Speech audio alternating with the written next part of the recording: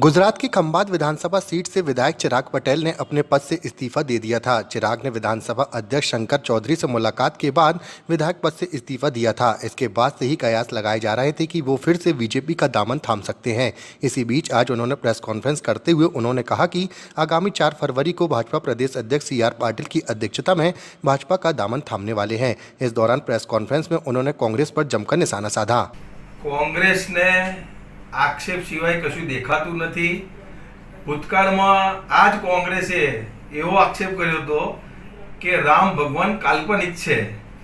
તો આપના માધ્યમથી આ કોંગ્રેસના લોકોને હું જણાવવા માંગુ છું કે 60 વર્ષમાં આ દેશની જનતાનું જમે જે તેલ કાઢ્યું છે ને એટલું તેલ આ દેશના ધર્મપ્રેમી લોકોએ 22મી જાન્યુઆરીએ પોતાના ઘરે દીપ પ્રજ્વલિત કરી અને એટલું તેલ એમને ભગવાનની પાછળ ઉપયોગ કર્યો છે। એટલે કોંગ્રેસને જુઠ્ઠાણા ફેલાવા સિવાય કોઈ કામ નથી। રહી વાત એમના રાજસ્થાનની ને કોન્ટ્રાક્ટની, તો હું વર્ષોથી પોતે એક સરકાર માન્ય કોન્ટ્રાક્ટર છું। આજ સુધી મારી ઉપર કોઈ પણ સરકારી આક્ષેપ થવામાં આવ્યો નથી। બીજું કે આ કોંગ્રેસને જુઠ્ઠા સિવાય કોઈ કામ નથી। રહી વાત ધર્મની, રાષ્ટ્રીયતાની અને હિન્દુત્વની, તો એમાં સદાય આ કોંગ્રેસ પાછળ ને પાછળ રહી છે। એટલે એ વાતમાં કઈ દમ નથી। રહી વાત મારી પોતાની, તો આ ખંભાતના લોકોની સેવા માટે, ખંભાતના વિકાસ માટે અને ખંભાતના કામ કરવા માટે ડંકાની ચોટ ઉપર આપના માધ્યમથી કહેવા માંગુ છું કે હું ભારતીય જનતા પાર્ટીમાં જોડાઈ રહ્યો છું અને મારું ગોત્ર જ ભાજપ હતું। એટલે એમાં કોંગ્રેસને કાંઈ લેવા દેવા છે નહીં।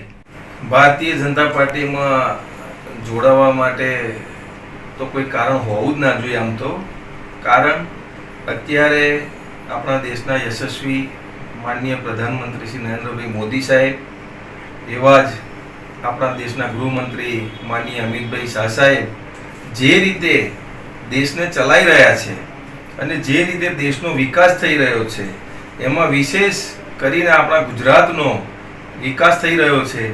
સારો એવો વિકાસ થઈ રહ્યો છે। તમે આજે જ જોયું હશે તો 3 લાખ કરોડ ઉપરનું બજેટ આજે આપણા ગુજરાતના નાણામંત્રીએ વિધાનસભામાં રજૂ કર્યું અને એમાં દરેક સમાજને આવરી લે એવી ખૂબ મોટી યોજનાઓ જ્યારે એમને મૂકી છે, ત્યારે દેશના અને રાજ્યના અને વિશેષ કરીને મારા ખંભાતના વિકાસ માટે આ કરવું જરૂરી છે। એટલા માટે આવનારા સમયમાં હું ભારતીય જનતા પાર્ટીમાં જોડાઈ રહ્યો છું।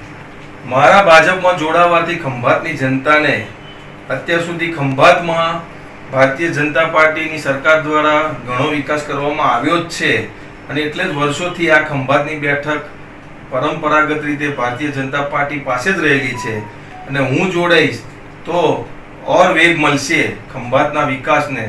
એટલા માટે હું જોડાઈ રહ્યો છું।